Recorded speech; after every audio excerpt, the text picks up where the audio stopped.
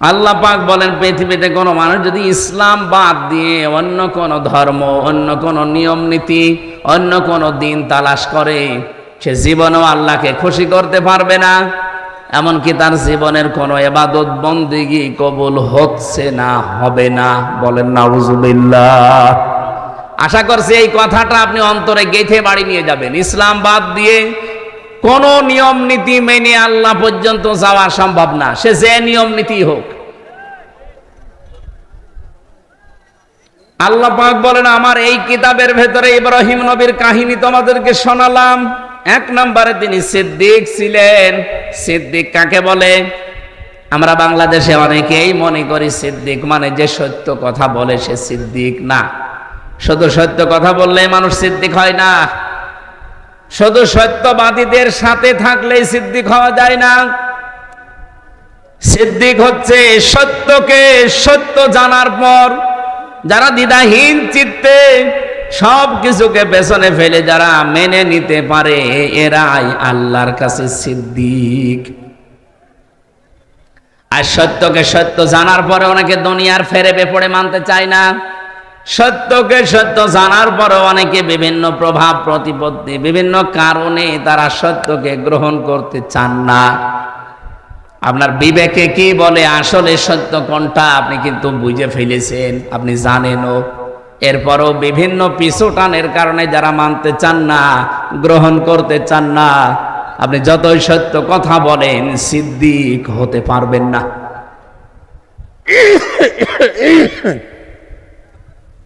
হযরত আবু বকর আমাদের মতো মানুষ ছিলেন। নবীজির মেরাজের ঘটনাকে যিনি যখন বিশ্বাস করে নিলেন দ্বিধাহীন চিত্তে, প্রশ্ন ছাড়া, বিশ্বনবী ওই দিন বলেছিলেন, আবু বকর, মেরাজের কাহিনী বলতে গিয়ে আল্লাহ নিজে পর্যন্ত আশ্চর্য হয়ে গেছে, আর তুমি কোনো প্রশ্ন ছাড়া এত বড় বিশাল কাহিনী বিশ্বাস করে নিলে। আজকে থেকে তোমারে আমি খালি হাতে ফেরত দিতে পারি না। তোমার নামে আজকে আমি নবী একটা লকব লাগিয়ে দিলাম। তুমি শুধু আবু বকর না, এখন থেকে তুমি আবু বকর সিদ্দিক। বাংলার মুসলমানেরা, বিশেষ করে যশোরবাসী, ভালো করে শুনবেন এটা। শুধু সত্য কথা বলেই কিয়ামতের দিন যে চারটা কাতার আল্লাহ বানাবে, মিনান নাবিয়িনা ওয়াস-সিদ্দিকিনা ওয়াশ-শুহাদাই ওয়াস-সালিহিন, এই চার কাতারের প্রথম কাতারে তো যেতে পারবেন না, নবীরা থাকবে। দুই নম্বরে সিদ্দিকরা, যারা সত্যকে সত্য জানার পরে দুনিয়ার সব পেছনে ফেলে যারা গ্রহণ করে নেয়, এরা কিয়ামতের দিন সিদ্দিক মানে আবু বকরের সাথে উঠবে। আর সেই সুযোগ এখন বাংলাদেশে যাচ্ছে। সত্যকে সত্য আপনি জানেন, বোঝেন, আপনি সত্যি বলেন তো সত্য কোনটা আপনি জেনে ফেলেছেন, বুঝে ফেলেছেন, এরপরও আপনি মানতে চান না কেন? জাতির পিতা ইব্রাহিমকে আল্লাহ এমনি সিদ্দিক দেয়নি, তিনি সত্যকে অনুসন্ধান করেছিলেন। আমাদের মতো মুসলমানের ঘরে তার জন্ম হয়নি, তার জন্ম হয়েছিল মুশরিকের ঘরে। তার বাবা মূর্তি বানাতো, এই জন্য নামই ছিল আজর। তিনি আকাশের তারকা দেখলেন, বললেন এটা আমার রব হবে। চন্দ্র দেখলেন, বললেন রব হবে। সূর্য দেখলেন, বললেন রব হবে। যখন সব ডুবে গেল, বলেন না, যেগুলো জিনিস ডুবে যায়, অস্তমিত হয়ে যায়, যার কোনো অস্তিত্ব নেই, আমি ওটা মানি না। ইন্নী ওয়াজ্জাহাতু ওয়াজহিয়া লিল্লাযী ফাতারাস সামাওয়াতি ওয়াল আরদা হানিফা ওয়া মা আনা মিনাল মুশরিকিন। হে আমার জাতির লোকেরা, আমি সত্য অনুসন্ধান করছিলাম, আজকে পেয়ে গেছি। আমি আমার এই চেহারাকে, আমার এই মুখকে আমি আল্লাহর দিকে একনিষ্ঠভাবে ঘোরালাম। শুধু ঘোরাইনি, হানিফা, একনিষ্ঠভাবে ঘোরালাম। অমান মিনাল মুশরিকিন, আমি কিন্তু আর মুশরিক না। আমি শিরিক করি নাই, করিও না, আমি মুশরিক না।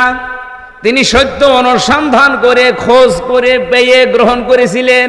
আর আমরা তার সন্তান দাবি করি। জাতির পিতা ইব্রাহিমকে যারা বিশ্বাস করি, তাদের চোখে আঙ্গুল দিয়ে সত্য দেখানোর পরও মানতে চায় না।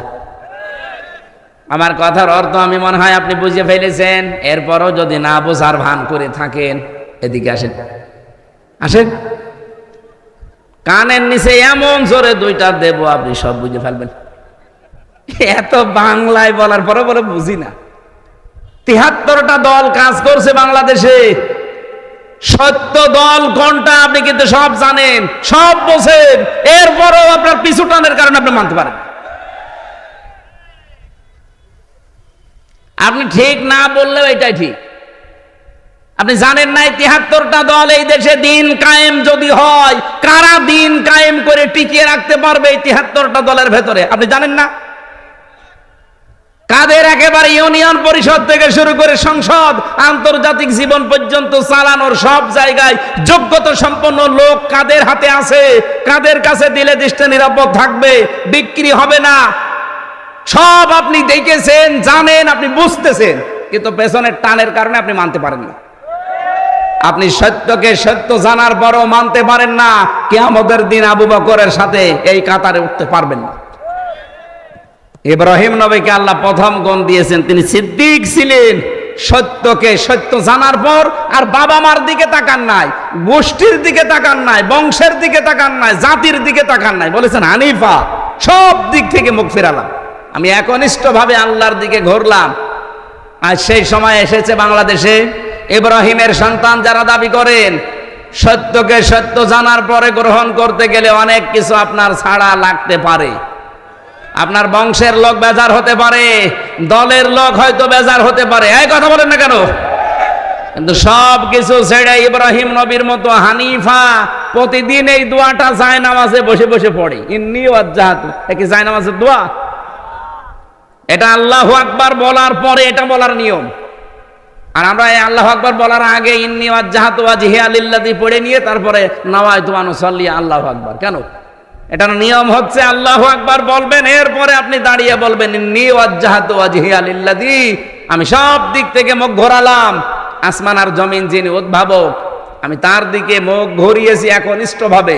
আমি জানি আমার এই মুখ ঘোরানোতে অনেকে বেজার হবে, আমার পরিবার হয়তো মানবে না, আমার বংশের লোকরা উল্টাপাল্টা কথা বলবে, এতদিন যেই মতে ছিলাম পথে ছিলাম তারা দেখতে পারবে না, না পারুক।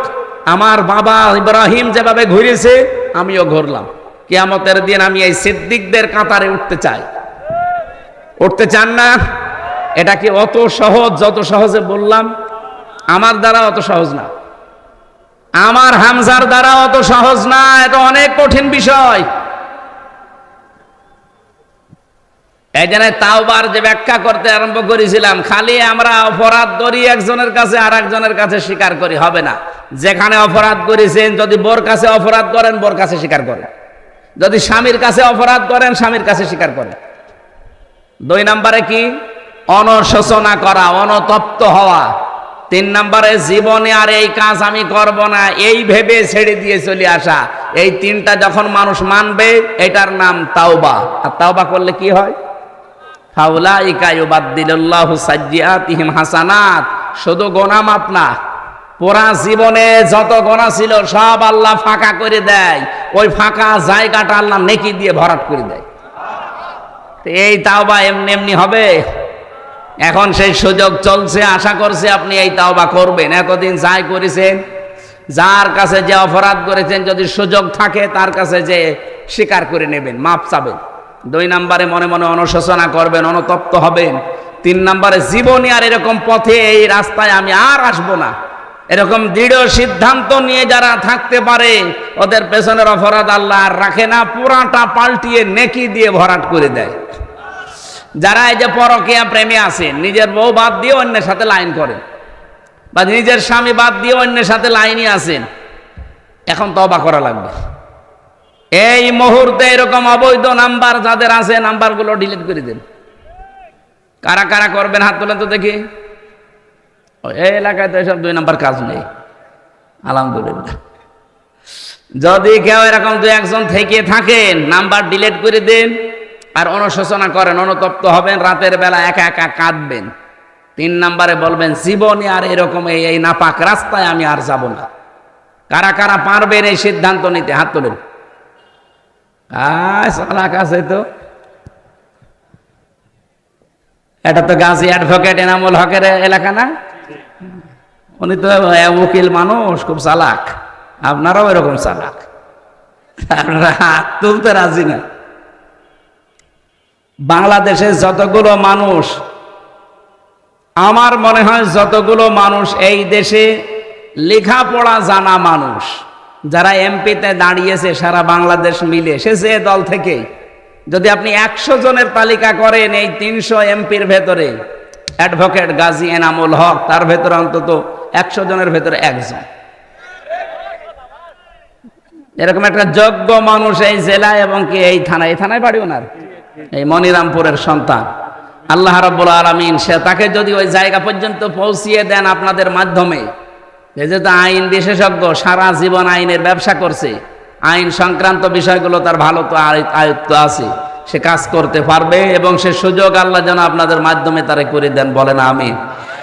সম্মানিত ভাইরা, আমরা 2 নাম্বার গুণ পেয়েছিলাম নবী ইব্রাহিমের। তিনি শুধু সিদ্দিক ছিলেন না, তিনি নবী ছিলেন। কি ছিলেন? নবী মানে কি? নবী শব্দটা নাবা থেকে এসেছে। নাবা শব্দের বাংলা অর্থ হচ্ছে সংবাদ। এই যে সংবাদ পড়ে না, সংবাদ আপনি ইংরেজিতে লেখেন তো দেখেন কি হয়, নিউজ। কি হয়? NEWS। আমার মনে হচ্ছে এই শব্দটা আমি একটু মিলিয়ে দেখেছি, এই নিউজের ভেতরে তামাম দুনিয়া আল্লাহ সবের ভেতরে ঢুকিয়েছেন। এন দিয়ে আপনি যদি নর্থ ধরেন, ই দিয়ে ধরি ইস্ট ধরেন, ডাব্লু দিয়ে ওয়েস্ট ধরেন, এস দিয়ে সাউথ ধরেন, তাহলে আর কোন জায়গা বাকি আছে? পূর্ব পশ্চিম উত্তর দক্ষিণ চারিদিকে আমার আল্লাহ যত খবর আছে সব খবর ইব্রাহিম আলাইহিস সালাম এরকম নবী যত আল্লাহ পাঠিয়েছিলেন সবার কাছে আল্লাহ দিয়েছিলেন। ওয়াকাযালিকা নুরি ইব্রাহিমা মালাকুতাস সামাওয়াতি ওয়াল আরদ ওয়ালিয়াকুনা মিনাল মুকিনিন। আল্লাহ বলেন এইভাবে করে আমার ইব্রাহিমকে আমি আসমান আর জমিনের মালাকুত মানে রাজত্ব, রাজ্য কিভাবে চালানো লাগে এই সিস্টেমগুলো আমি আল্লাহ তাকে দেখিয়েছিলাম, আর সে দৃঢ় বিশ্বাসীদের অন্তর্ভুক্ত। সুতরাং এমন একজন জাতির পিতা আমরা পেয়েছি। আল্লাহ পাক যত খবর, যত সংবাদ, যত নিউজ সব আল্লাহ তাকে দিয়ে দুনিয়ায় পাঠিয়েছিলেন। এজন্য তার পুরা জীবন আমি পড়ে দেখেছি, 50টা পরীক্ষা আল্লাহ তার পুরা জীবনে নিয়েছেন। তার ঈমান সম্পর্কে পরীক্ষা পেয়েছি পুরা কোরআনে আমি 10টা, আমল সম্পর্কে পেয়েছি 30টা, আর পুরা শরীরের এই 3.5 হাত বডির ভেতরে পেয়েছি 10টা। এই 50টা পরীক্ষা পুরা কোরআনের ভেতরে আল্লাহ দিয়েছেন।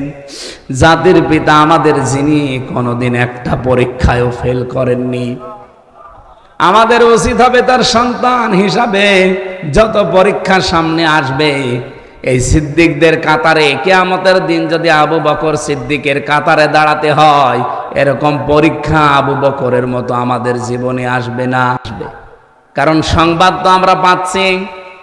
হযরত ইব্রাহিম জাতির পিতা হিসাবে তিনি সংবাদ এনেছিলেন, ওই সংবাদগুলোকেই প্রতিষ্ঠিত করেছিল, কায়েম করেছিল তার সন্তান মুহাম্মাদুর রাসূলুল্লাহ। তিনি সবচাইতে বড় নবী।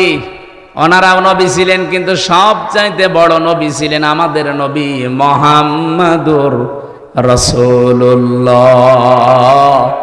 আমাদের উচিত হবে তার আদর্শকে ব্যক্তি থেকে শুরু করে আন্তর্জাতিক জীবন পর্যন্ত যেখানে যেভাবে তিনি চলেছেন ওইভাবে করে, ওই যে 23 বছর 40 থেকে 63 এক সেকেন্ডও যেন আমরা বাদ না দেই, পুরাটা জীবন আমাদের এই দেশে যেন আমরা কায়েম করতে পারি, বলেন আমিন।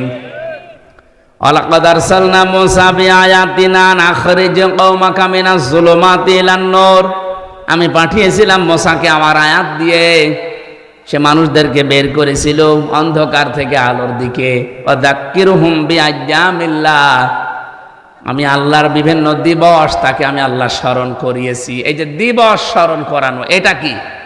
তাফসীরে ইবনে কাসিরের ভেতরে আছে যত নিয়ামতগুলো আল্লাহ বিভিন্ন দিবসে তাকে দিয়েছিলেন। যেমন ফেরাউনের কবল থেকে আল্লাহ তাকে মুক্তি দিয়েছিলেন, ফেরাউনের দাসত্ব থেকে মুক্তি দিয়েছিলেন বনি ইসরাইলকে।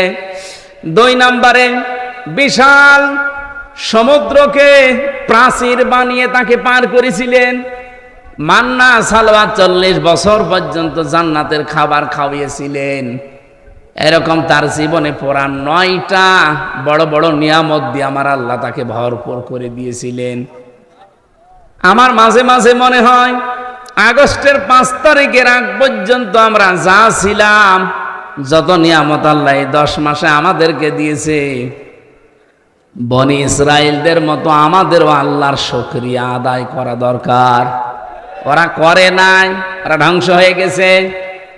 এখনো পর্যন্ত ওরা ধ্বংসের তালিকায় আছে। এই যে ইহুদি যারা মুসা নবীর উম্মত বলে যাদের দাবি করেন, এই ধ্বংস হবে হয় আজ আর কাল।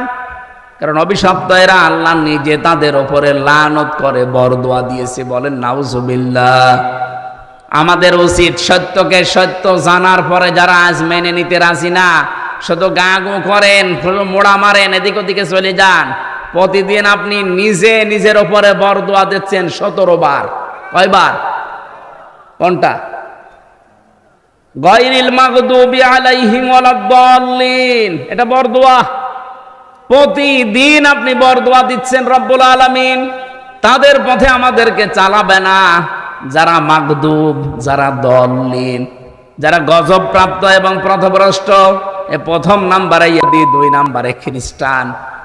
সুতরাং নিজের প্রতি নিজে বরদোয়া হবে তখন। ইহুদি খ্রিস্টানরা সত্যকে সত্য জানার পরও ওরা মানে নাই।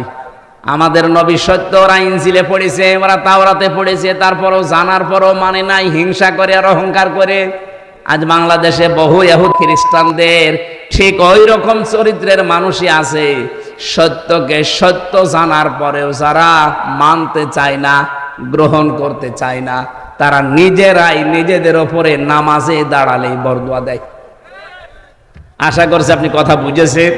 এইরকম চরিত্র যেন বানাবেন না। নবী যে সংবাদগুলো নিয়ে এসেছিলেন, ওই সংবাদগুলো বাস্তবে আমাদের প্র্যাকটিক্যাল লাইফে আল্লাহ সেট করার তৌফিক দিন। মা বোন যারা এসেছেন, আপনাদের জন্য ওয়াজ হচ্ছে 5 ওয়াক্ত নামাজ যেন গাফেলতি না করে সময় মতো পড়বেন। রমজান আসলে রোজা রাখবেন, নফল রোজা যদি পারেন। মাসে সপ্তাহে 2টা আছে, এরপরে মাসে 3টা আছে। এই যে জিলহজ মাসের 1 থেকে 9 তারিখ 10 তারিখ পর্যন্ত, আরাফাতের দিবস পর্যন্ত রোজা ছিল। মুহররমের 10টা রোজা আছে। এই সমস্ত রোজাগুলো আসলে সময় পেলে, সমর্থ থাকলে, শরীর ভালো থাকলে করবেন। স্বামী যাদের আছে জায়েজ কথাগুলো মেনে খুশি রাখবেন, না জায়েজ কথা মানার দরকার নেই। আর নিজের শরীরটাকে হেফাজতের ভেতর রাখবেন, পর্দা পশিদায় রাখবেন। জান্নাতের দরজা আল্লাহ সবগুলো আপনার জন্য খুলে রাখবে। আল্লাহ আমাদেরকে আয়াত থেকে যে শিক্ষাটা দিতে চেয়েছিলেন, যতগুলো নিয়ামত আমরা পেয়েছি, এই সমস্ত নিয়ামতগুলো যেন সামনে বনি ইসরাইলদের মতো না হয়ে আমরা যেন মুহাম্মদ রাসূলুল্লাহর উম্মত আবু বকরের মতো হতে পারি। জোরে বলেন আমিন। মুসলমানদের যদি রাজনীতি করা লাগে, তো কোরআন কেন্দ্রিক রাজনীতি হবে। চাঁপাইনবাবগঞ্জের আপনারা দেখেন, স্বামী স্ত্রী 2 জন মুফতি আছে। মোজাদ্দেদে জামান, ভারতের কামান, এই 2 জনের ফতোয়া দেখেছেন। এরা শুধু একটা দলকে ঘায়েল করার জন্য, কালার করার জন্য। এখন মমতাজ তো নেই, মমতাজের অন্তত বোন আছে, ওনারা মানুষের মাঝে এটা ছড়াচ্ছেন যে কোরআন দিয়ে মানুষ রাজনীতি করে, কোরআন দিয়ে ধর্ম ব্যবসা করে একটা দল। যদিও নাম তারা ডাইরেক্ট বলে, আমি নাম নিলাম না। কোরআন দিয়ে রাজনীতি যদি কেউ না করে, সে যে দুর্নীতি করবে এ কি আর বলা অপেক্ষা রাখে? এই 54 বছরে যারা কোরআন দিয়ে রাজনীতি করে না, সে যেই হোক, সে দুর্নীতিগ্রস্ত। এটা একেবারে দিনের আলোর মতো পরিষ্কার। আর কোরআন দিয়ে যারা রাজনীতি করেছে, তারা যে পবিত্র থাকার চেষ্টা চালিয়েছে এবং তারা পবিত্র ছিল, এর প্রমাণ আপনাদের পাশের জেলা সাতক্ষীরার মাওলানা রিয়াসাত আলী রহমতুল্লাহ আলাইহি, এই জেলার পাশে এই যে জিগরগাছা চৌগাছার এমপি ছিল মুহাদ্দিস আবু সাঈদ রহমতুল্লাহ আলাইহি, তাদের জীবন কি পরিচ্ছন্ন না কলুষিত? এই কিছুদিন আগে বিদায় নিল, শহীদ হয়ে গেছে মাওলানা আমাদের রহমান নিজামী রহমতুল্লাহ আলাইহি।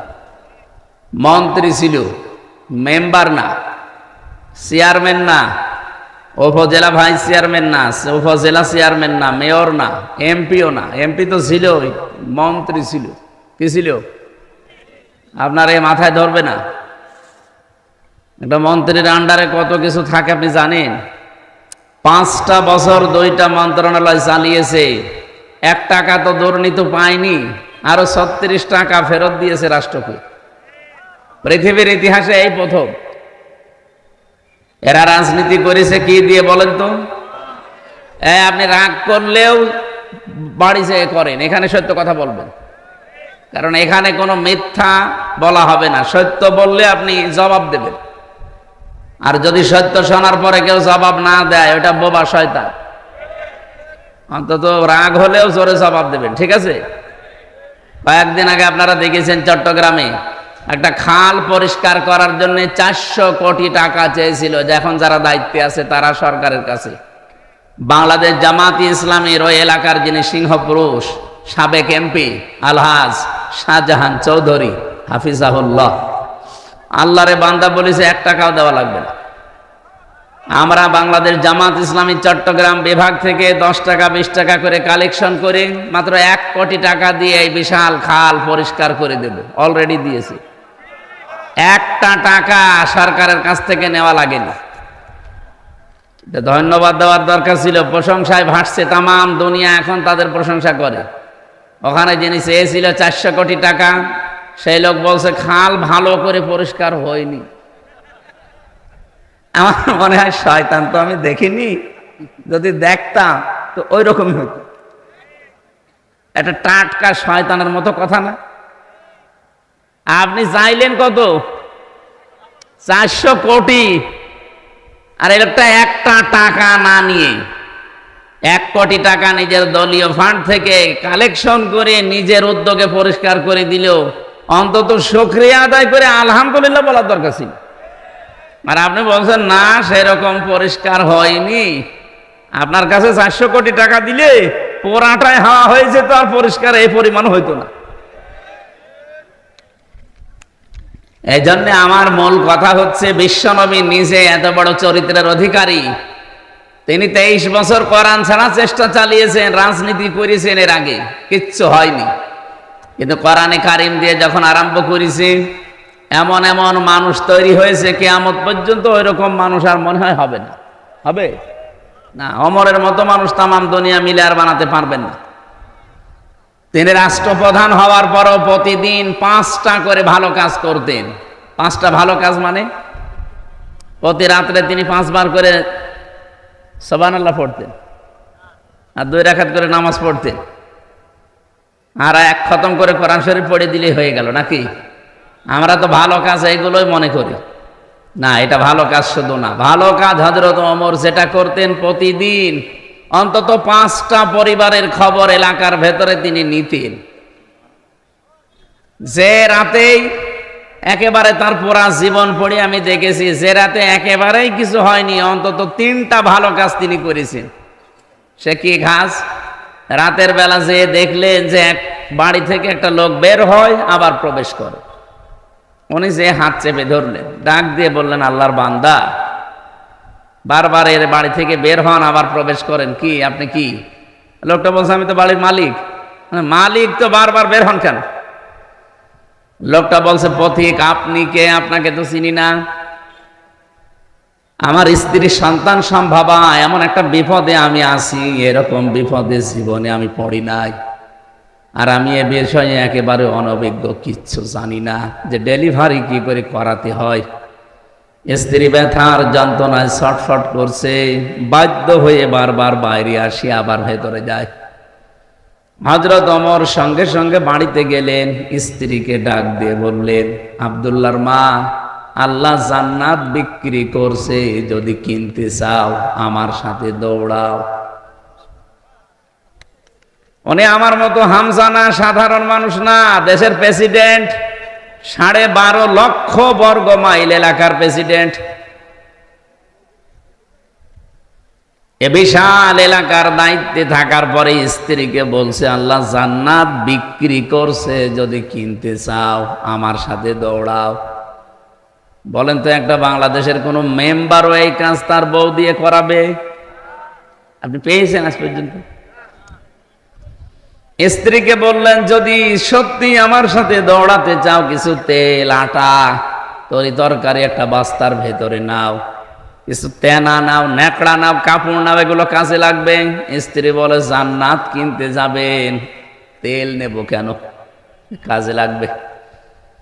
নিয়ে গেলেন। ওই রাতে ওই লোকটার বাড়ির ভেতরে প্রবেশ করালেন স্ত্রীকে। বাইরে দাঁড়িয়ে আছে। কিছুক্ষণ পরে আওয়াজ এলো, খলিফাতুল মুসলিমিন, আপনার বন্ধুকে সুসংবাদ দেন, তার একটা পুত্র সন্তান হয়েছে। ছেলেটাও ভালো আছে, মাও ভালো আছে। হযরত ওমর সঙ্গে সঙ্গে পড়লেন আলহামদুলিল্লাহ। পাশে যে লোক বাড়িওয়ালা, ও তো বলছে ইন্না লিল্লাহ। হযরত ওমর বলেন, আপনি ইন্না লিল্লাহ পড়েন, আপনার তো আরো খুশি হয়ে আলহামদুলিল্লাহ পড়ার কথা। লোকটা বলে, খলিফা, আমি আপনাকে চিনতে পারি নাই রাতের বেলা, মেহেরবানি করে আমারে মাফ করে দেন। বাড়ি থেকে কিছু টাকা নিয়ে এসে লোকটাকে খলিফার হাতে দিয়ে বলে, এই টাকাগুলো ওই যে রাতের বেলা যে নার্স নিয়ে এসেছিলেন, যে মহিলা নিয়ে এসেছিলেন, সেবিকা, ওই মহিলাকে দিয়ে দেবেন। হযরত ওমর বলে, ভাই, রাতের বেলা যে মহিলাকে নিয়ে এসেছি আপনার স্ত্রীর খেদমত করানোর জন্য, ওটা পেশাদার নার্স না, ওটা সেবিকা না, ওটা ধাত্রী না, ওটা আমার নিজের স্ত্রী, ও টাকা দেওয়া লাগবে না। এই যে বললাম না, যে রাতে একেবারে ভালো কাজ করতেন না, তাও 3টা করতেন, তার ভিতরে এটা একটা। এটার নাম কি? ভালো কাজ। এইরকম ভালো কাজ বাংলাদেশে আছে? আমরা ভালো কাজ, এই যে চলে গেল একটা বিশাল রজনী, এখনো চলছে। এই 10, 11, 12 জিলহজ, কত গুরুত্বপূর্ণ রাত চলে গেল। এই রাতগুলোতে ভালো কাজ আমরা মনে করেছিলাম শুধু কোরবানির গোশত, মরণের খাওয়া খাবো, এই ভালো কাজ আমরা বুঝি নাই। হযরত ওমরের মতো মানুষ তৈরি করেছিলেন এই কোরআনে কারিমের রাজনীতি দিয়ে। এই জন্য এই শব্দটা আগামী থেকে আর লিখবেন না। আর কেউ যদি বাধা দেয় যে রাজনৈতিক এই শব্দ কোরআনের সাথে মেলে না, ওরে আমার কাছে নিয়ে যাবেন কুষ্টিয়া। ও কোরআন পড়তে পারে কিনা ওরে আমি জিজ্ঞাসা করব। আমি এখানে তেলাওয়াতে 2 কিরাত পড়েছিলাম। 7 কিরাতে কোরআন শরীফ পড়া যায়। আমার 7টার উপরে আয়ত্ত আছে। আমার বিশ্ববিদ্যালয়ের সাবজেক্টই ছিল কোরআন। তার ভেতরে আমি 2টা কিরাত এখানে পড়েছিলাম। আপনারা আলেম ছাড়া হয়তো যারা মনে করছেন ইব্রাহিম না বলে ইব্রাহাম বললো, মানে এটা আর একটা কিরাত আছে। আমরা যদি কিরাতের ক্লাস নেই, ওইদিকে আমরা যাব ইনশাআল্লাহ। আমরা বোঝাতে চাচ্ছিলাম, আগামী থেকে কোরআনে কারিম দিয়ে রাজনৈতিক কথা বলবেন না, এটা রাজনৈতিক মঞ্চ নয়। এই কথা যদি কেউ বলে, আমার সামনে যেন বলবেন না ভাই, কারণ আপনি যে বিষয়ে জানেন না, ওই বিষয়ে আপনার কথা বলা ঠিক না। আমার জীবনই কাটছে কোরআনের ওপরে। আমি সেই ছোটবেলা থেকে এর সাথে লেগে আছি। আমি কারিয়ানা শেষ করেছি কোরআনের ওপরে নাকি হাদিসের ওপরে? হাদিসের ওপর কারিয়ানা হয়? কিসের ওপরে? এরপরে হাফেজি পড়েছিলাম এই কোরআনটা মুখস্থ করে। আমি কামেল করেছি কোরআনের ওপরে, অনার্স মাস্টার্স আমার কোরআনের ওপরে। তো আমার এখনো এমফিল চলছে কোরআনের ওপরে, পিএইচডিও আমার কোরআনের ওপরে। বলেন তো, আপনার কাছ থেকে যদি এখন জিজ্ঞাসা করে করে শুনে শুনে করা লাগে, কোরআনের কথা বলা লাগে যে এটা রাজনৈতিক কথা, এটা অরাজনৈতিক কথা, তা আমার গলায় দড়ি দিয়ে মরিয়ে যাওয়ার দরকার না? কোন আলেম যদি এরকম, এই যে সেলিম জাহাঙ্গীর ভাই, এরপরে আরো যারা আলেম আছে আজকে যিনি কথা বলছিলেন, এনারা যদি বলে না এটা রাজনীতি, তখন অন্তত পরামর্শে বসা যায়। আপনার পেটে বোম মারলে আপনি ইব্রাহিম হবে না ইব্রাহাম হবে, আপনি তাও বলতে পারেন না। আর আপনার কাছে জিজ্ঞাসা করে কথা বলা লাগবে? আগামী থেকে আলেমদের এভাবে আর বাধা দেবেন না। যুব কল্যাণ সংঘের উদ্যোগে মহাবিশ্ব এটা তাফসীরুল কোরআন মাহফিল আপনারা দিয়েছেন। যদিও এই সময় এখন তাফসীর মাহফিলের সময় আমাদের এই দেশে না। আমাদের দেশে ওই অক্টোবর, নভেম্বর, ডিসেম্বর, জানুয়ারি, ফেব্রুয়ারি এই মাসগুলোতেই বেশি হয় শীতের সময়। বাকি সময়গুলো কখন বৃষ্টি কাদা লেগে যায় বলা যায় না। এগুলো বাইরের দেশগুলোতে আমার এখন আলোচনার বেশিরভাগ শিডিউল নেওয়া বাইরের দেশে। ওগুলোতে ওই ফাঁকা ময়দানে দেয় না, ওগুলো দেয় সব অডিটোরিয়াম। এই জন্য বৃষ্টি, ঝড়, কাদা হলে ওদের কোনো সমস্যা নেই। তারপরও সাহস করে এলাকার মানুষ যখন অন্তত দিয়েছে, আর পরিবেশটাও আজকে অলরেডি এখনো পর্যন্ত ভালো আছে নাকি? বৃষ্টি যেন ঘন্টাখানেক পরে হয়। আমরা কোরআনে কারিম থেকে কিছু গুরুত্বপূর্ণ কথা আজকে, আমি বলেছিলাম না আগস্টের 5 তারিখের আগে আর এই 10 মাস আমি আজকের আয়াত দিয়ে মিলাবো ইনশাআল্লাহ। আল্লাহ যেন সহজ সরল ভাষায় বোঝানোর তৌফিক দেয়। 3 বছর জেলখানার আমার যতটুকু ধারণা আছে মনে আছে, 3 বছরের ভেতরে প্রত্যেক দিন তাহাজ্জুদ আমি যতদিন পড়েছি আমার এই দোয়াটা ছিল প্রতিদিন নফল নামাজের সেজদায় গিয়ে, সে আল্লাহ বাইরে যদি কোনোদিন যেতে পারি কোরআনের কথাগুলো সহজ সরল ভাষায় তোমার বান্দা বান্দীদের সামনে বলার সুযোগ করে দিও, যেন আমি বোঝার আগে তারা বুঝে ফেলে। হ্যাঁ, আমার কথা পাগলেও বুঝে ফেলে।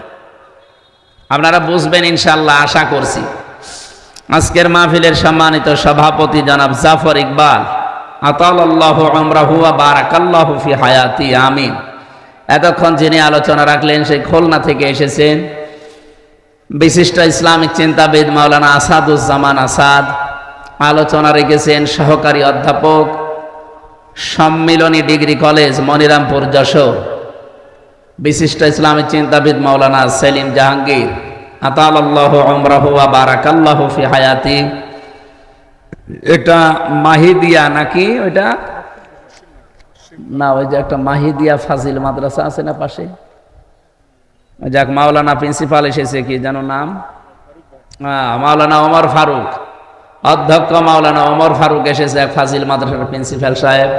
মাওলানা রবিউল ইসলাম খুলনা এসেছে, আমার বড় ভাইরা এসেছে, খালিদ সাইফুল্লাহ, যার মাধ্যমে আজকের এই অনুষ্ঠানটা নেওয়া। আমি এখন মাহফিল করি না, ভাইরা ভাই তো না নিলে আবার আমার ম্যাডামের কাছে তাল লাগাবে আর এক ঝামেলায় পড়বো, এই কারণে নিয়েছি। কিন্তু এসে যে অনেকক্ষণ বসে থাকতে আমার আসলে বিরক্ত লাগে, এই জন্য মাওলানাকে ডিস্টার্ব করছিলাম। উনিও ভালো কাজই করছিল, কিন্তু এই কাজটা আরো আগের থেকে করলে ভালো হতো। অভ্যাস নেই তো আমার, এই আসলেই উঠে পড়ি সব জায়গায়, এখানে এসে বসে থাকতে একটু বিরক্ত লাগছিল। আপনারা আবার অন্য কিছু মনে করেননি তো? আমি মাওলানাকে বুঝিয়ে নেবো ইনশাল্লাহ। টাকা পয়সা আপনারা কি করবেন? কবরে নিয়ে যাবেন? ওনারা যে উদ্দেশ্যে চাচ্ছিল, আশা করছে আপনারা এলাকায় ওদিকে একটু খেয়াল করবেন। যে কয়দিন চোখ আছে দিয়ে যাবেন, চোখ বন্ধ হয়ে গেলে ইচ্ছা করলো আর পারবেন না। আল্লাহ রাব্বুল আলামিন বলেন, লাআল্লি আ'মালু সালিহান ফীমা তারাকতু কাল্লা ইন্নাহা কালিমাতুন হুয়া কাইলুহা ওয়া মিন ওয়ারাইহিম বারযাখুন ইলা ইয়াউমি ইউবআসুন। এই লোকটা কিয়ামতে যখন আমার সামনে দাঁড়াবে আমাকে বলবে, আল্লাহ একটা বার সুযোগ দাও, শুধু যাব দুনিয়ায় আর যত ভালো কাজ আছে সব করব। আল্লাহ বলেন না, ক্বালা কাইলুম মিনহা, এটা তো তোমার কথার কথা, এরকম কথা বহু বলেছো, একটা কথাও রাখো না। সুতরাং এরকম কথার কথা আমি আর শুনতে চাই না, আর পাঠানো হবে না। এবার একটা জগৎ আছে তোমার জন্যে, বারজাখের জগৎ। কিসের জগৎ? এই বারজাখের জগতে প্রবেশ করো, এখানে থাকো, কিয়ামতের দিন তোমাকে আবার তোলা হবে। বলেন ওই সময় আপনি যতই হাই হতাশ করেন, আফসোস করেন, কাজ হবে? এই জন্য এখনই সতর্কবাণী উচ্চারণ করে দিলাম আল্লাহর পক্ষ থেকে। আশা করছি যতদিন চোখ ভালো আছে, বন্ধ না হয়, আল্লাহর এই ঘরের দিকে খেয়াল করবে। আল্লাহ কবুল করুন, আমিন। মঞ্চে বসা আছেন ইসলামী আন্দোলন, বিশেষ করে একামতে দিনের যারা দায়িত্বে আছে বাংলাদেশে, তাদের ভেতর অন্যতম এই মানুষগুলো। ওয়ারফা'না লাকা যিকরাক, আল্লাহ এদের মর্যাদা সম্মান দুনিয়া আখিরাতে আরো যেন বাড়িয়ে দেন, বলেন আমিন। সামনে বসা মুসলমান ভাইরা, পর্দার আড়ালের সম্মানিতা মা এবং বোনেরা, প্রশাসনের ভাইরা, আজকে আমি খুলনা রেঞ্জের ডিআইজি সাহেব, যিনি আমাদের এই খুলনা বিভাগের 10টা জেলার দায়িত্বে আছেন, ডিআইজি রেজাউল হক হাফিজাহুল্লাহ, আল্লাহর বান্দার সাথে কিছুক্ষণ আগে কথা বলছিলাম। বললাম যে স্যার আপনি কোথায় আছেন? যে আমি অফিসে আসলাম। এখন অফিস মানে এখন কিসের অফিস? সাতক্ষীরায় ছিলাম, অনুষ্ঠান শেষ করে এই পৌঁছালাম। তার মানে প্রশাসনের, পুলিশের বিশেষ করে দায়িত্ব 24 ঘন্টায়, ওদেরকে 8 ঘন্টা ডিউটি। এই কথা বললেন না? ডিউটি কয় ঘন্টা? 24 ঘন্টা। এরপরও ওদের কোনো দাম নেই। ওই আগস্টের 5 তারিখের আগে যা করে রেখেছে ওই বদনামি চলছে। ওই সময় তো আর পুলিশ ছিল না, ওই সময় আর একটা নাম ছিল পুলিশ লীগ। কি ছিল? এখন যদি তারা থাকেও খুব কষ্টে আছে। তো বাকি যারা আছে এগুলো তো অন্তত পুলিশ। এই জন্য আমার মনে হয় আমি উপরে আমার যতটুকু আয়ত্ত আছে আমি চেষ্টা চালাবো। আর সামনে যদি আল্লাহ পরিবেশ করে দেয়, আমার দুইটা দাবি আছে প্রশাসনের। এক নম্বরে ওদের বিভাগটা আলাদা করে ওরা শুধু আইজির কথা মতো চলবে, কোনো নেতা খেতা নেত্রী এদের কথা মতো চলবে না। এ দেশ কন্ট্রোল করার জন্য আর কাউকে লাগবে না, শুধু পুলিশের ওই পোশাকই যথেষ্ট। দুই নম্বরে ওনাদের 8 ঘন্টা করে ডিউটি। আমাদের এই দেশে যারা চাকরি করে কয় ঘন্টা বলেন বলেন? সরকারি বেসরকারি যত অফিস আদালতে চাকরি করেন 8 ঘন্টার বেশি ডিউটি নেই। 8 ঘন্টার পরে যদি আপনি ডিউটি করেন 2-4 ঘন্টা 5 ঘন্টা, ওটা ওভার টাইম। ওর আলাদা বেতন দেওয়া লাগে না লাগে না?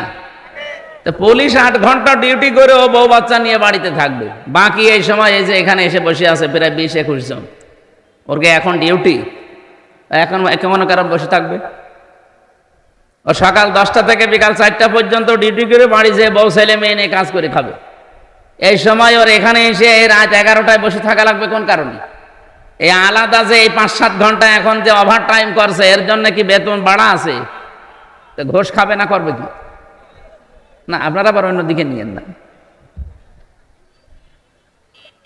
আমি চাই যে আগামীতে এদের এই ওভার টাইম যেই কয় ঘন্টা হবে, 5 ঘন্টা 7 ঘন্টা 10 ঘন্টা 8 ঘন্টা ডিউটির পরে যেই কয় ঘন্টা ডিউটি করবে ওদের হিসাব করে টাকা দেওয়া লাগবে। আমি জানি ওদের অনেক ভালো ভালো কাজ করার ইচ্ছা আছে, কিন্তু পারে না বাস্তবতার কারণে। এমন এমন অফিসার আছে যে অফিসার নিজে বেতন পায় হয়তো 42,000 টাকা, কিন্তু বাসা ভাড়া করে স্ত্রী আর ছেলে মেয়েকে রেখেছে ঢাকাতে 50,000 টাকা বাসা ভাড়া। 42,000 টাকা দিয়ে এখনো কয় হাজার টাকা লাগবে? ওইটাকে ফেরেশতা জিবরাইল দিয়ে যাবে?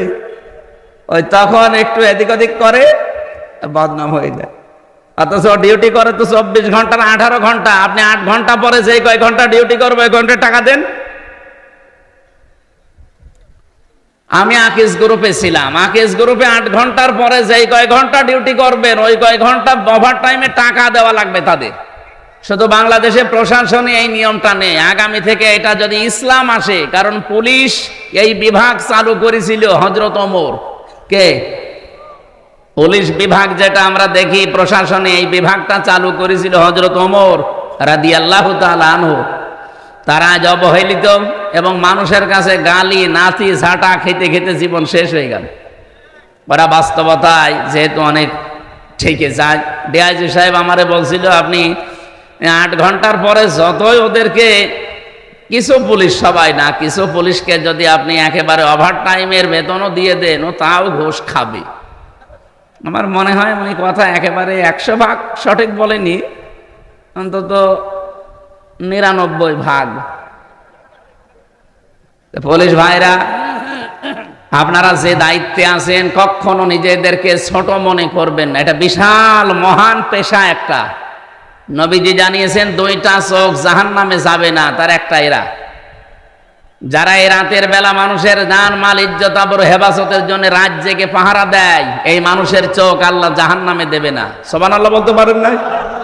2 নম্বরে যারা রাতের বেলা নিজের অপরাধের কথা স্মরণ করে কান্নাকাটি করে। আল্লাহ আমাদেরকে এরকম শুকরগুজারি বান্দা হওয়ার তৌফিক দান করেন, বলেন আমিন। প্রশাসনের যে ভাইগুলো আজকে শৃঙ্খলার দায়িত্বে এসেছেন সবাইকে নিয়ে আল্লাহর দরবারে শুকরিয়া জানাচ্ছি, বলেন আলহামদুলিল্লাহ। আরো জোরে বলেন আলহামদুলিল্লাহ। দরুদ আর সালাম পাঠ করি আমাদের নবী, মানবতার মহান শিক্ষক মুহাম্মদুর রাসূলুল্লাহ সাল্লাল্লাহু আলাইহি ওয়াসাল্লামের প্রতি। 4টা মাস আল্লাহর কাছে পবিত্র, আমরা কোরআন থেকে জেনেছি। আল্লাহ রাব্বুল আলামিন জানিয়েছেন, ইন্না ইদ্দাতাশ শুহুরি ইনদাল্লাহি 12 শাহরান ফি কিতাবিল্লাহ ইয়াওমা খালাকাস সামাওয়াতি ওয়াল আরদা মিনহা আরবাআতুন হুরুম ইলা আখির আয়াত। সূরা তাওবার 36 নম্বর আয়াতে এসেছে, অবশ্যই গণনার দিক থেকে আল্লাহর নিকটে মাসের সংখ্যা 12টা। আসমান আর জমিন আল্লাহ যেই দিন তৈরি করেন ওই দিন 12টা মাসের নাম তার কিতাবে তিনি লিপিবদ্ধ করেছিলেন। কয় মাস? জানুয়ারি, ফেব্রুয়ারি, মার্চ, এপ্রিল, না বৈশাখ, জ্যৈষ্ঠ, আষাঢ়, কি মহররম, সফর, এই 12টা মাসের 4টা মাস আল্লাহর কাছে একেবারেই পবিত্র। আল্লাহ নিজে বলেন সম্মানিত। তার ভেতরে মহররম, রজব, জিলকদ, জিলহজ। ওই জামানায় আমি দেখেছি তাফসিরের ভেতরে কাফেররা পর্যন্ত এই 4টা মাসকে তারা সম্মান দিত। ওদের তো গোষ্ঠীগত দণ্ড চলতো সারা বছর, কিন্তু এই 4 মাস আসলে তারা বলতো না এটা সম্মানিত মাস, এই জিলহজ মাস, এটা সম্মান দেওয়া লাগবে। সুতরাং মারামারি, গন্ডগোল, কেস কাম, মামলা মোকদ্দমা যা আছে আপনার সাথে, এই 4 মাস আর হবে না। এ মাস চলে যাক, আপনাকে আবার আমি দেখে নেব। আপনি বলেন তারা কাফের, তারপরও আল্লাহর এই মাসকে তারা সম্মান দিয়েছে এইভাবে। এ মাস আসলেই তারা মারামারি, গন্ডগোল, মনোমালিন্য সব বন্ধ করে দিত। বাংলার মুসলমানেরা বলেন তো আমরা কি এই মাসের সম্মান এইভাবেও দিতে পারছি? জিলহজ মাস এসেছে, এখন কি মারামারি দেশ থেকে বন্ধ হয়ে গেছে?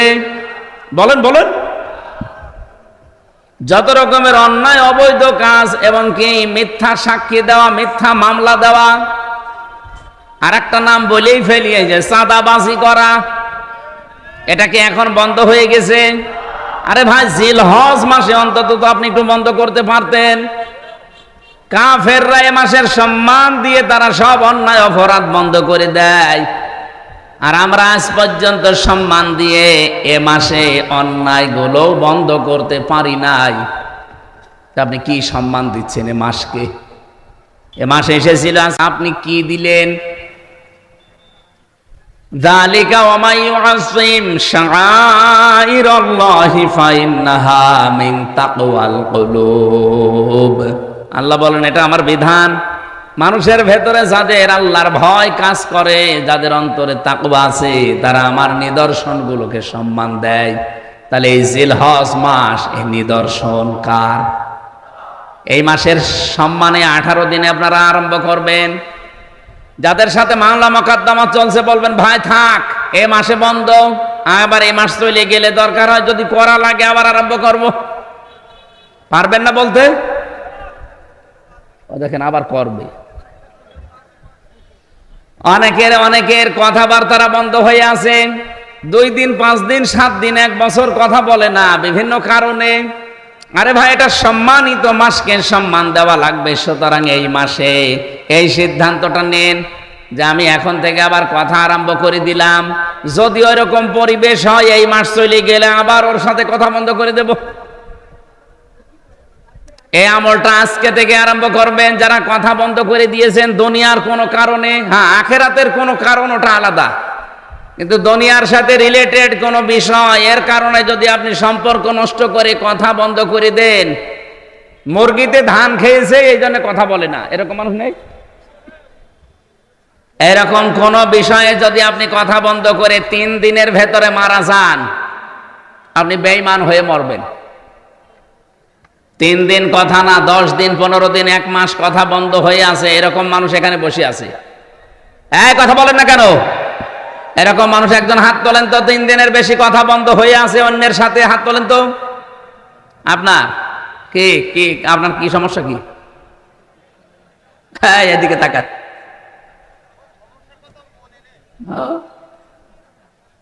এখানে আসবেন না, ঘন্টাখানেক সময় দেন। এই যে একটা নিষিদ্ধ কাজ, এটা এই কাজটা আমাদের ভেতরে চলছে, অথচ এ মাস পবিত্র মাস চলেও যাচ্ছে। কাফেররা এ মাসকে সম্মান দিয়ে অবৈধ কাজ বন্ধ করে দিত, আর আমরা এ মাসের সম্মান দিয়ে অবৈধ কাজ আরো বেশি করি। নবীজির হাদিস হচ্ছে মানিদ দাআ আন আবি যাররিন রাদিয়াল্লাহু তাআলা আনহু قال قال النبي صلى الله عليه وسلم মানিদ দাআ মা লাইসা লাহু ফালাইসা মিন্না ওয়ালিয়াতাবাওয়া মাকআদাহু মিনান নার। রাহু মুসলিম। বিশ্ব নবী জানিয়েছেন কোন ব্যক্তি যদি এমন জিনিসের দাবি নিজে করে যে জিনিসের মালিক সে না, আমি আল্লাহর নবী বললাম দুইটা ক্ষতি তার জীবনে হবে। এক নাম্বারে ফালাইসা মিন্না, ওই দিন থেকে ও আমার উম্মত আর নেই। এদিকে তাকান। দুই নাম্বারে বলে এতাবাওয়া মাকআদাহু মিনান নার, সে যেন জাহান্নামে নিজের একটা স্থান তৈরি করে নিল। ও যশোরবাসী, এ খুলনা বিভাগের 10টা জেলায় থাকলে আমার মনে হয় আমি বাড়ির ভেতরে আছি। বাড়ির লোককে যেভাবে আমি ভালোবাসি, পছন্দ করি, আপনাদের এই 10টা জেলার মানুষও আমার কাছে ওই রকমই। এজন্য বড় ভালোবাসা নিয়ে বলছি, যে জিনিস আপনার না, ওই জিনিস যদি নিজের আয়ত্তে নিয়ে নেন, দাবি করেন, জোর জবরদস্তি করে, দখল করে, চাঁদাবাজি করে নিজের আয়ত্তে নিয়ে নেন, ওটা এখনই ফেরত দেবেন। যদি ওটা ফেরত না দেন, আপনি কিন্তু ফালাইসা মিন্না, নবীর উম্মত আর নেই। আর আপনি যদি নবীর উম্মতই না থাকেন, আপনার জন্য আমি মরে গেলে বিসমিল্লাহি ওয়া আলা মিল্লাতি রাসূলিল্লাহ পড়ে করব কি? যে আল্লাহর নামে রসুলের দলে তুলে দিয়ে গেলাম, আপনি তো রসুলের দলে নেই। এক কথা বলেন না কেন? এই জন্য যারা অন্যের জিনিস নিয়েছেন, আগস্টের 5 তারিখের পরে এগুলারও বেশি আরম্ভ হয়েছে। অনেকে যে যা সেখানে পেয়েছে, বাবা শাহজালাল সব হালাল। এই চরিত্র যারা, তারা এই মাল ফেরত দেওয়া লাগবে। কারা কারা ফেরত দেবেন হাত তোলেন তো। এই এলাকায় মনে হয় এসব শুরু হয়নি। যদি কারো কিছু দখলে রাখেন যেটা আপনার আসলে না, ওটা ফেরত দিয়ে দেবেন। হাদিসের টিকা বলছি এবার, এদিকে তাকান। হাদিসের টিকায় মুহাদ্দিসিন কিরাম লিখেছেন, হ্যাঁ, কোন জিনিস যদি আপনার আয়ত্তেই ছিল, আপনার নিজেরই, কিন্তু ওইটা আপনি হাতছাড়া করে ফেলেছিলেন, হারিয়ে ফেলেছিলেন, বেদখল হয়ে গিয়েছিল, ওটা যদি আপনি আবার ফেরত পান, তাহলে আপনি হাদিসের শাস্তির আওতামুক্ত থাকবেন। কি বুঝলেন? মনে করেন আমার একটা দোকান ছিল, এটা আমারই, 15 বছরে হাত ছাড়া হয়ে গিয়েছিল, দখল হয়ে গিয়েছিল, অন্য জোর করে কেড়ে নিয়েছিল। এখন আমি ওইটা আবার ফেরত পেয়েছি, তাহলে আমার জিনিস আমি ফেরত পেলাম, আমার অসুবিধা নেই। কি কথা বলছেন? তাহলে ফালাইসা মিন্না আমার জন্য না, আমি নবীর উম্মত থাকবো না, না, এটা আমার জন্য না, কারণ আমার জিনিস আমি পেয়েছি। কিন্তু যেটা আমার না, ওইটা যদি আমি জবরদস্তি করে দখল করে নেই, তাহলে আমি কিন্তু আর নবীর উম্মত নেই। এক কথা বলেন। বাংলাদেশে ইসলামী ব্যাংক নিয়ে কিছু মানুষ ফতোয়াবাজি করে, এমনকি অনেকে ফতোয়া দিয়েছে যে ইসলামী ব্যাংকও ছিনতাই হয়ে গেছে। আপনি এরকম ডাহা মিথ্যা কথা বলেন কি করি? ইসলামী ব্যাংকে আপনার বাবার, যাদের ব্যাংক তারা ফেরত পেয়েছে। এক কথা বলেন না কেন? যাদের ব্যাংক তারা ফেরত পেয়েছে, তাদের মাথার ঘাম পায়ে ফেলে বানানো ব্যাংকটা। আপনার কয় টাকা আছে ওখানে? আপনার বাবা টাকা দিয়েছে? যাদের টাকার ব্যাংক তারা ফেরত পেয়েছে, আপনার সমস্যা কি? আরো আমার মনে হয় এই 15.5 বছরে যেভাবে দখল করেছিল, ডবল টাকা দেওয়া দরকার। এই 15.5 বছরে যাদের জীবন থেকে সময়গুলো কেড়ে নিয়েছে, যারা কেড়ে নিয়েছে, যেহেতু রাষ্ট্রের দায়িত্বে থেকে এগুলো কেড়ে নেওয়া হয়েছে, রাষ্ট্রের উচিত তাদের এই সময়গুলো ফেরত দেওয়া। সময় ফেরত না দিতে পারলে তাদের জরিমানা দেওয়া। যেমন এই যে জনাব এটিএম আজহারুল ইসলাম বিনা কারণে 13 বছর জেল খাটলো। এক কথা বলেন। হাইকোর্ট থেকে, সুপ্রিম কোর্ট থেকে তাকে বিনা একেবারে নির্দোষ প্রমাণ করেছে যে ওনার কোনো দোষ নেই। এই 13 বছরে ওনার তদন্ত করে দেখলাম যে কোনো দোষ পাওয়া যায়নি। বেকসুর খালাস মানে কি? কথা বলেন না কেন? বেকসুর খালাস মানে ওনার কোনো দোষ আমরা এই 13 বছর অনুসন্ধান করে পেলাম না। এই যে আমার 3 বছর রেখেছিল, আমারও বেকসুর খালাস দিয়েছে। আদালত প্রমাণ করছে যে আমির হামজার কোনো দোষ আমরা পাইনি। 3 বছর আমরা আটক করে রেখেছিলাম যে কোনো দোষ আছে কিনা, না, একটা দোষও পেলাম না, এই জন্য বেকসুর খালাস দিলাম। তাহলে আমি 3টা বছর যে লস হয়ে গেল, এই বছরগুলো ঘুরিয়ে দেন। কে কথা বলছেন না কার ভাই? আমার এই বছরগুলো ঘুরিয়ে দেন। আপনি তো প্রমাণ করলেন যে আমার কোনো দোষ নেই, আপনাকে একেবারে খালাস করে দিলেন। তাহলে আমার 3 বছর ফেরত না দিতে পারলে আমার 3 বছরে যত ক্ষতি হয়েছে ওই ক্ষতিপূরণ দেওয়া লাগবে। এই জন্যই তো আমরা চাই আজহারুল ইসলামের ক্ষতিপূরণ, কারণ ওনাকে বিনা কারণে আপনি এই 13 বছরে রেখে কিছুই প্রমাণ করতে পারেননি। শেষ পর্যন্ত বললেন উনি বেকসুর খালাস। আমার একটা কথা যদি মিথ্যা হয়, বানানো হয়, অন্য কোনো উদ্দেশ্যে হয়, বলেন, আমি আপনাকে এখনই পোড়াটা শেষ করে দেব। যেহেতু রাষ্ট্রে যারা দায়িত্বে ছিল তারা এই অত্যাচারটা করেছে, এই জুলুমটা করেছে, এখন যারা রাষ্ট্রের দায়িত্বে আছে তাদের উচিত হবে ওনার ক্ষতিপূরণ দেওয়া। ক্ষতিপূরণ কি দেবেন? কেউ, উনি তো স্ত্রী হারিয়েছে জেলখানায় থাকতে, জানাজাও পড়তে পারেনি, এনার স্ত্রীটা ফেরত দেন। এমনকি 13 বছরে উনি জীবন থেকে যা যা হারিয়েছে সবগুলো রাষ্ট্রের উচিত ফেরত দেওয়া। আর যাদের কারণে নষ্ট হয়েছে তাদেরকে উনি যদি মাফ না করে, আল্লাহ তাদের মাফ করবে না। কারণ তারা অপরাধ আল্লাহর কাছে করে না, অপরাধ করেছে আজহার সাহেবের কাছে। কথা বলেন না কেন? আমার 3টা বছর আপনি কেড়ে নিয়েছেন, এখন যদি বলেন আল্লাহ কাবা শরীফ ধরে মাফ চাই, আমারে মাফ করে দেন, আপনাকে মাফ করবে? মানে আপনি কি আল্লাহর কাছে দোষ করেছেন? দোষ করেছেন হামজার কাছে, আগে আমার কাছে মাফ চান। আমি যদি মন থেকে বলি ঠিক আছে যান, যা হয়েছে হয়েছে, মাফ করে দিলাম। সেদিন ওসি সাহেব, যেটা আমার মামলার আয়ু ছিল, মাদারীপুরে বাড়ি, কল দিয়েছিল, বলছে হুজুর মাফ করে দিয়ে। আমি মাফ তো করে দেওয়ার জন্য আমি রাজি আছি, কিন্তু আমার টাকা ফেরত দেন। আপনি যে 3টা বছরে কত টাকা নিয়েছেন আমার বাবার কাছ থেকে, টাকাগুলো আগে ফেরত দেন। আর আকিস গ্রুপের কাছে নিয়েছেন 32 লাখ, এই টাকাগুলো ফেরত দেবেন, এরপরে বলবেন মাফ করে দিন। আমি মাফ করে দিলাম, টাকা ফেরত না দিলে কোনো মাফ নেই। আপনি দোষ করবেন একজনের কাছে আর মাফ চাবেন আর একজনের কাছে, হয়? এই দেশে তো এইটাই চলে, অপরাধ করে একজনের কাছে, মাফ চায় আর একজনের কাছে। এটা পাগলামি ছাড়া আর কিছু না। এই যে কয়েকদিন আগে কামরুল বলে একজনের মন্ত্রী ছিল, মাথা ফেটে গেছে, পড়েছে, পায়খানায় পড়েছে, মাথা ফেটে গেছে। ওনার মন্ত্রিত্ব থাকাকালীন একটা অপরাধ করেছিল, পচা গম। আপনি শোনেননি? পচা গম ধরা পড়েছিল। ওই সময় যদি উনি জনগণের কাছে মাফ চাইতো, বলে না তদন্ত করা লাগবে। কি তদন্ত করবেন? যাদেরকে কমিটিতে রাখবেন সব তো ঘুষখোর, ওদেরকে তো তদন্ত কমিটিতে রেখে ঘুষ ঘাস দিয়ে আবার আল্লাহর ওলি ফ্রেশ হয়ে যাবে। কিন্তু ওই সময় যদি বলতো ঠিক আছে আমার ভুল হয়ে গেছে, যেভাবেই হোক আমি ভুল করে ফেলেছি, আমি মাফ চাই, আমারে মাফ করে দেন, দেশের 18 কোটি মানুষ, আরে 18 কোটি মানুষ যদি মাফ করে দিত, আল্লাহ আপনাকে মাফ করে দিত। এক কথা বলেন না কেন? তাওবাটা বাংলাদেশে যা ভেজাল, বিশেষ করে ভারত, বাংলাদেশ আর পাকিস্তান, এই 3টা দেশে তাওবা নিয়ে একেবারে পুরাটা চলছে। মানে কি বলবো, আর তাওবা হয় না আমাদের। তাওবা আর ইস্তেগফার এক জিনিস না। সব সময় আপনি ইস্তেগফার করতে পারেন, আস্তাগফিরুল্লাহ আস্তাগফিরুল্লাহ আস্তাগফিরুল্লাহ পড়েন, কিন্তু তাওবা এটা কিন্তু মারাত্মক জিনিস। নবীজি বলেন কোন মানুষ যদি তাওবা করে, আমারে ওয়াজে বসে বাড়ি চলে যাচ্ছে, 11টার আগে একটা লোক উঠবেন না। নবীজি বলেন 1 নম্বরে কোন মানুষ যদি তাওবা করতে চায়, সে যেন বলে আমি অপরাধী। আমি কি বলেন? এখন এই অপরাধী বলবেন কার কাছে? না না, এই তো ভেজাল এই জায়গায়। তো কিছু হলে কাবা শরীফে চলে যাচ্ছে, গিলাপ ধরে কান্নাকাটি করছে।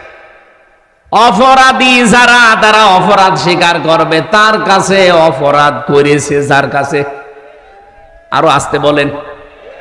এই 15.5 বছরে যারা দায়িত্বে ছিল তারা অপরাধ করেছে না করেনি? আপনার কাছে যদি নাও করে, আমার কাছে করেছে। কারণ আমার এখন 33 বছর বয়স। 18 বছর থেকে আমি ভোট দিতে যদি আরম্ভ করতাম, 3 বার ভোট দিতে পারতাম। 18 থেকে 33 কত হয়? 15 বছরে 3 বার ভোট হয়। আমি 3 বার ভোট দিতে পারতাম, একবারও পারি নাই। তা আমার এই অধিকারটা যে আপনি নষ্ট করলেন, আমার হক যে আপনি মেরে খেলেন, আর এখন যদি আপনি বলেন আল্লাহ আমারে মাফ করে দেন, আপনার মাফ হবে কি করে? আপনি তো আর আল্লাহর কাছে দোষ করেননি, আপনি ভোট মেরেছেন হামজার। বলেন। ভেতরে থাকাকালীন এক ওসি ছিল আমার সাথে, 8 বছর তার জেল। উনি একদিন আমার কাছে এসে বলছে, হুজুর আমি একটা তাওবা করেছি, দেখেন তো আমার তওবা হয়েছে কিনা। কি তওবা? যে নির্বাচন গেল, রাত 12টার পর থেকে আমার দল লোকজন নিয়ে আমি ভোট কাটা আরম্ভ করলাম। বাক্সগুলো ভর্তি করে জায়গা মতো পাঠিয়ে দিলাম। ফজরের আজান হওয়ার পরে আমরা সবাই ওযু করলাম, গোসল করলাম, পাক পবিত্র হয়ে 2 রাকাত তাওবার নামাজ পড়লাম। এরপরে বললাম আস্তাগফিরুল্লাহ, আমার এই তাওবা হয়েছে না, এটা ইয়ার কি হয়েছে? কারণ আপনি তাওবা করছেন আল্লাহর কাছে, আপনাকে দোষ আল্লাহর কাছে করেছেন, আল্লাহ ভোট দেবে? যাদের ভোটগুলো কেটে কেটে বাক্স ভর্তি করে পাঠিয়ে দিলেন, এই মানুষগুলোর কাছে আগে মাফ চাওয়া লাগবে। কারণ অপরাধ যার কাছে স্বীকার করবেন। আপনার জন্য একটা দুঃখের সংবাদ আছে, কারণ আপনার 8 বছর জেল, কমপক্ষে 5 বছর আপনার জেল খাটা লাগবে। কারণ এই যে 9 মাসে বছর, তো 5.5 বছর আপনাকে জেল খাটার পরে যখন আপনি বাইরে যাবেন, যে দেখবেন বহু হামজা মরে গেছে। কি কথা বলেন না কেন? কত হামজাকে আপনি পাবেন না, কত হামজার বউকে পাবেন না, তারা অলরেডি মরে গেছে। আপনি তাদের কাছে মাফ চাবেন কি করে? বলেন, এই 15.5 বছরে কত মানুষ ভোট না দিয়ে তার এই অধিকার, এটা অধিকার না? এই অধিকারটা আপনি না দেখাতে পেরে মরে গেলেন। যারা এই অবৈধভাবে ক্ষমতায় ছিলেন, এটা তো অবৈধভাবেই থাকা, কারণ আমি নিজে বলছি আমারটা আপনি নেননি, আপনি অবৈধ। আরে অবৈধভাবে থাকার কারণে আপনি অবৈধ সুখ পেয়েছেন না পাননি? একটা এমপির আন্ডারে যত কিছু বাজেট হয়, আমি যতটুকু লেখাপড়া করছি বাংলাদেশ সম্পর্কে আমি যা দেখছি, এগুলো যদি সঠিকভাবে ব্যয় করা হয়, একেবারে বন্যার পানির মতো জোয়ারে ভেসে যাবে। কিন্তু শয়তানরা তো ব্যয় করে না। 25-26টা হাত বদল হতে হতে যদি 3 কোটি টাকা বাজেট হয়, 300 টাকার কাজ হয়, বাকিগুলো সব আল্লাহর ওলিরা খেয়ে ফেলে। কয়েকদিন আগে আমি মালয়েশিয়া ছিলাম। ওখানে যেই দেশে যাই, মালয়েশিয়া, সিঙ্গাপুর, থাইল্যান্ড, ইন্দোনেশিয়া, এই যে বাহরাইন, সবগুলো দেশে আমি ঘুরলাম। ওরা মাহফিলে নিয়ে যায়। যে দেশে যায় আগে আমার দলে হোটেলে ওই তো প্রায় 20 তলা, 30 তলা, 40 তলা হোটেল। লিফট দিয়ে নিচে নেমে আসি, মেহমান খানা সেখানে ওই যে নিচে বসে আছে, ওখানে যে একটু চা নাস্তা করবো, দেখি আল্লাহর ওলি বসে আছে। কি আপনি এখানে কেন? হুজুর আমি আগেই পালিয়েছি। কবে? 3 তারিখে। আমি জানতাম যে দেশের অবস্থা ভালো না, এই জন্য আগেই পালিয়েছি। পালিয়ে থাকেন কোথায়? এই যে 8 মাস 9 মাস হয়ে গেল, কোথায় থাকেন? এই হোটেলে। আপনি যেন কাউকে বলবেন না। আজ 8-9 মাস আছি খুব কষ্ট করে, বাইরে যেতে পারি না। আপনি বাইরে যেতে পারেন না কেন? আপনার তো 620টা বাড়ি শুনেছি। কত? 620টা বাড়ি। তার একজন মন্ত্রী ছিল, চট্টগ্রামে বাড়ি, থাকতে পারে না। ওই দেশেও তার বাড়ি আছে, সাহেব পাড়া বানিয়েছে, কিন্তু তালা লাগানো। আমাকে যে নিয়ে গিয়েছিল বসে, দেখুন হুজুর সাহেব পাড়া, এটা সব তালা লাগানো, থাকে না, সব হোটেলে থাকে। আমি বললাম যে আপনি যান না কেন বাড়িতে? বলে বাড়ি যেয়ে মার খাবো। বাংলাদেশের 20 লাখ বাঙালি এখানে কাজ করে, যদি আমারে দেখে পিটিয়ে ভর্তা বানিয়ে ফেলবে। বাইরে যাব, খুব কষ্ট করে আসি এখানে। আমারে শেষে বলছে হুজুর দোয়া করেন। কিসের দোয়া? আপনার জন্য দোয়া আসবে আমার? আপনি দেশটা ফোকলা করে ফেলেছেন, আর এখন দোয়া চাচ্ছেন আমার কাছে। আপনার জন্য দোয়া আমির হামজা না, আমির হামজার বাপ না, কাবা শরীফের ইমাম করলেও কাজে লাগবে না। কারণ আপনি তো আর আল্লাহর কাছে অপরাধ করেননি, আপনি অপরাধ করেছেন 18 কোটি মানুষের কাছে। এরকম অবৈধভাবে যারা চেয়ারে ছিল, বলেন অবৈধভাবে চেয়ারে বসে থেকেই শেষ, না অবৈধ সুখ পেয়েছে? অবৈধ সুখ পাইনি। আমি একটা আয়াত বলছি, দেখেন তো কোনোদিন পড়েছেন কিনা? ফাইন্না মাআল উসরি ইসরা, ইন্না মাআল উসরি ইসরা। পড়েছে? কোনোদিন চিন্তা করেছেন আয়াত নিয়ে? আল্লাহ পাক বলেন ফাইন্না মাআল উসরি ইসরা। এবার একটু তাকান, উসরনের আগে আল্লাহ আলিফ লাম দিয়েছেন, নির্দিষ্ট করে দিলেন, এটা মারিফা। কিন্তু ইসরার আগে আলিফ লাম দেয়নি, এটা অনির্দিষ্ট নাকেরা। আমি আয়াতটা পড়ার পরে এই যে জেলখানায় যে চিন্তা করলাম, কারণ 3টা বছর ধরে আমরা তালাবদ্ধ ভাবে এক ঘরের ভেতরে ফাঁসির কন্ডেম সেলের ভেতরে রেখেছিল। কোনো কাজ নেই, কাম নেই। কোনো আয়াত পেলেই ভাবতাম যে দেখি এখান থেকে তথ্য বের করা যায় কিনা। চিন্তা করলাম আল্লাহ উসরুনের আগে আলিফ লাম দিয়ে নির্দিষ্ট করলেন, পরের শব্দ ইসরর আগে দিলেন না কেন? আবার এর আগে আল্লাহ মা দিয়েছেন, এর আগে আবার ইন্না দিয়েছেন। যারা এখানে আরবি গ্রামার বোঝে ওনাদের জিজ্ঞাসা করেন, ইন্না শব্দটা আল্লাহ গ্যারান্টি দেওয়ার জন্য ব্যবহার করে, মার পরে উসরুন ইসরা। আমি শব্দের দিকে খেয়াল করে মিলিয়ে দেখি, হ্যাঁ এটা তাফসিরে ফি জিলালিল কোরআনের টিকা, এই ব্যাখ্যাটা উনি হালকা দিয়েছেন সাইয়্যিদ কুতুব রহমাতুল্লাহ আলাইহি। উনি বলেন কোন মানুষ যদি পৃথিবীতে এটা ফি জিলালিল কোরআনে পাবেন টিকায়, একটা কষ্ট আপনি যদি দুনিয়াতে সহ্য করতে পারেন, আর ওই কষ্টটা যদি হয় 3টা কারণে, তাহলে একটা কষ্টের জন্য ইসরা যেহেতু মারেফা না, এটা নাকেরা, আল্লাহ কমপক্ষে 10 থেকে 70টা শান্তি, সুখ, কল্যাণ, সহজ বিষয় আপনাকে দুনিয়া আখিরাতে দান করবে। আপনি বুঝেছেন কিনা আমি জানি না। আপনি যদি কষ্ট পেয়ে থাকেন কয় কারণে বলেন বলেন? কষ্ট পেলে আপনি সুখ পাবেন তা না। কষ্ট তো হাতিনাও পেয়েছে, কি পাইনি? যাওয়ার দিন কি কান্না দেখেছেন? স্বামী মরে গেল, মনে হয় মহিলা তো কাঁদতে দি, ঠিক কন্দন করছিল, কষ্ট না পেলে কাঁদলো কেন? তার এই কষ্টের কান্নাটা কিন্তু 3টা কারণের একটা কারণও আমি পাইনি। 1 নম্বরে আপনি যদি কষ্ট পেয়ে থাকেন দুনিয়ায় আল্লাহর জন্যে, কার জন্যে বলেন বলেন? 2 নম্বরে রাসূলুল্লাহর জন্যে, 3 নম্বরে মানবতার জন্যে। এই বাংলাদেশে 54 বছর বাদ দিলাম, 15 বছরে আপনি হিসাব করেন, বহু মানুষ আল্লাহর জন্যে তারা চাকরি হারিয়েছে, আল্লাহর জন্য তারা চেয়ার থেকে উপরের চেয়ারে উঠতে পারে নাই। ও যদি আল্লাহর পথ রাসূলুল্লাহর পথ বাদ দিয়ে অন্য কোন পথে চলতো, ও চেয়ারে খালি উঠতেই থাকতো। এরকম বহু মানুষ উঠেছে না ওঠে নাই? বলেন না কেন? যারা এই যে কষ্ট পেলেন এই 3 কারণে, আল্লাহর জন্য, রাসূলুল্লাহর জন্য, মানবতার জন্য, একটা কষ্টের সুখ পাবেন কয়টা? 70টা। বলেন বলেন, আরো জোরে বলুন। সিস্টেমের পরের আয়াতে দেখেন, যেহেতু আল্লাহ রিপিট করেছেন, ইন্না মাআল উসরি ইসরা। মা মানে কিন্তু পরে না, মা মানে কি? সঙ্গে, সাথে।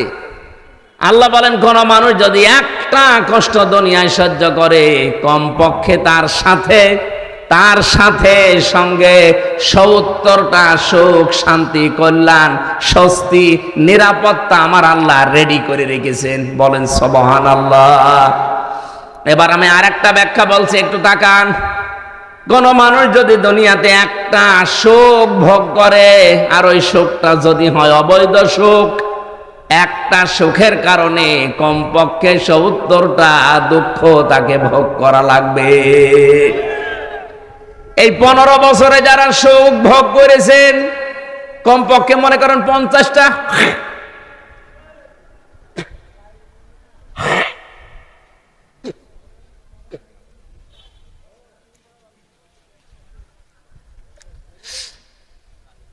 যারা অবৈধ সুখ ভোগ করেছিলেন এই 15 বছরে, আপনি হিসাব করে বলেন 50টা সুখ আপনি ভোগ করেছেন। সুখ বোঝেন? সুখ বোঝেন না? এই সুখগুলো যারা ভোগ করলেন 50টা, এক একটা সুখে যদি 70টা করে অশান্তি আপনি ভোগ করতে, আল্লাহ তো আপনাকে দেবেই, কারণ মা আছে। আপনি হিসাব করে বলেন তো 50টা সুখে দুঃখ হবে কয়টা? 3500। কিসের 350? 3500। হ্যাঁ, সৈন্যটা কম হয়ে গেছে। 3500 দুঃখ, কষ্ট, অশান্তি, অপমান, অপদস্থ হবেন। এরপরে আপনার অন্য কিছু। হাসিনা যে সফল হতে পারে না এই 10 মাসে, এই কারণে ও কিন্তু 28 বার কমপক্ষে তৈরি করেছে ষড়যন্ত্র। এই 10 মাসে একবারও সফল হতে পারেনি, কারণ যত অবৈধ সুখ ভোগ করেছে, এক একটা অবৈধ সুখের জন্যে অন্তত 50টাও যদি সুখ পায়, 50টা না 50,000 পেয়েছে, কি মসে থাকবো। মাওলানা মামুনুল হক আর আমির হামজা এই দুইজনের লাল দাগ দিয়েছিল যে এদের যেন জামিন না হয়। বলেন সুবহানাল্লাহ। 3টা বছর মামলাটা 28 বার তুলেছে, সিএমএম কোর্ট, জজ কোর্ট, হাইকোর্ট মিলে 28 বার না। অথচ এই মামলা আগস্টের 5 তারিখের পরে শুধু তুলতে দেরি, মামলা জামিন না পুরা খারিজ করে দিয়েছে। আমি খাস কামরায় গিয়েছিলাম জজের, যে বললাম মাননীয় জজ সাহেব, আপনি 3 বছর তো আপনার কাছে মামলা ছিল, তখন তো আপনি কিছু বললেন না, আর আজকে বলছেন যে এই মামলায় তো কোনো মাল ম্যাটারেস নেই, কি দিয়ে বিচার করবো, যা খারিজ করে দিলাম। আগে কি মাল ছিল এই 3 বছর? না হুজুর। না হুজুর মানে তখন জামিন দিলে তো আমার 3 বছর জেলে থাকা লাগে না। হুজুর কিছু করার নেই, আমার হাত বাঁধা ছিল। কি ছিল? 1628 জন মানুষ বাংলাদেশে দায়িত্বে আছে, এখনো আছে, শুধু ওই মহিলাটার হাত শুধু খোলা ছিল, তাছাড়া বাকি এই দেশের 1627 জন মানুষের হাত সব বাঁধা ছিল। ও কাওয়া কাকুরও হাত বাঁধা ছিল, ও কাওয়া কাকে কা করতো, ও যদি একটু ডান থেকে বামে যায় ও কাওয়ার গোষ্ঠীও শেষ করে দিত। যেই কয়েকজন ছিল আমি তো দেখেছি সবগুলোর হাত বাঁধা, কেউ কিছু পারবে না, সব আল্লাহর ওলি বলে দেবে। তারপর আমরা চাই আগামীতে এই দেশ যারাই নেবেন, কে নেবেন আমরা জানি না, যারাই নেবেন 1628 জন মানুষ দায়িত্বে থাকবে, কারো হাত যেন এভাবে বাঁধা না থাকে, সবার হাত থাকবে আবু সাইদের মতো খোলা। এটা চান কারা কারা দেখে? লিল্লাহে তাকবীর।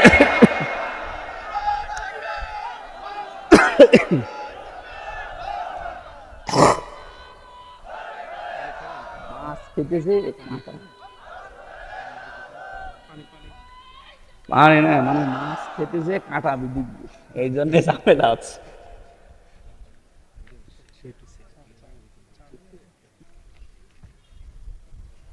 এই আর কয় মিনিট সময় দেবেন বলেন তো?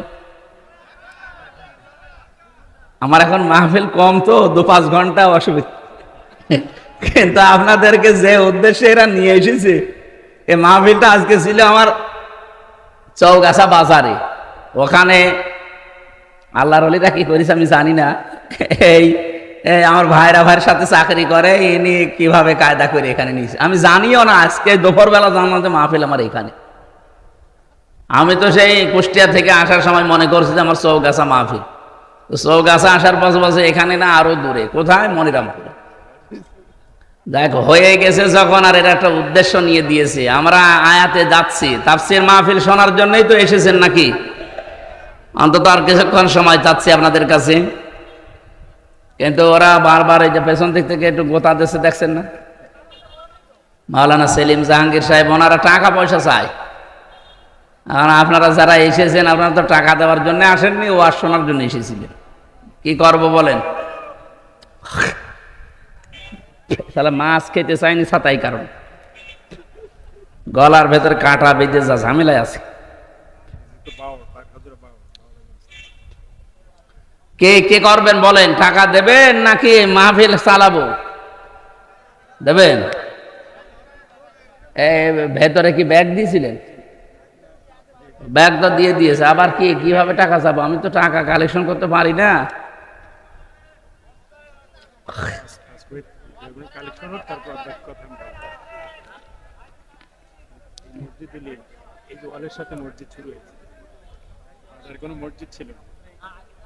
এখানে একটা বাজার আছে, শুনলাম এই বাজারে কোনো মসজিদ ছিল না, মসজিদ বানানোর চেষ্টায় আছে। কোরআনে কারীম এবং হাদিসের ভাষা আমি যতটুকু বুঝি, মান বানা লিল্লাহি মাসজিদান বানাল্লাহু লাহু বাইতান ফিল জান্নাহ। এইটুকু তাকান, একবারে পুরা 2 তলা 3 তলা মসজিদ করে দেওয়া লাগবে, এইটা হাদিস না। হাদিস হচ্ছে মান বানা লিল্লাহি মাসজিদান, যে ব্যক্তি একটা মসজিদ বানাবে। মসজিদ মানে কি? একটা সেজদার জায়গা, একটা টাইলসের জায়গা, এটাও একটা মসজিদ। সুতরাং একটা টাইলসের জায়গা পরিমাণে এতটুকুর যা খরচ হয়, এরকম যদি 500 টাকা 1000 টাকা খরচ লাগে একটা টাইলস দিতে, এই পরিমাণের জায়গাও যদি কেউ কমপ্লিট করে দেয়, সে একটা মসজিদ বানানোর সওয়াব পাবে, আল্লাহ জান্নাতে তার জন্য ঘর বানাবে।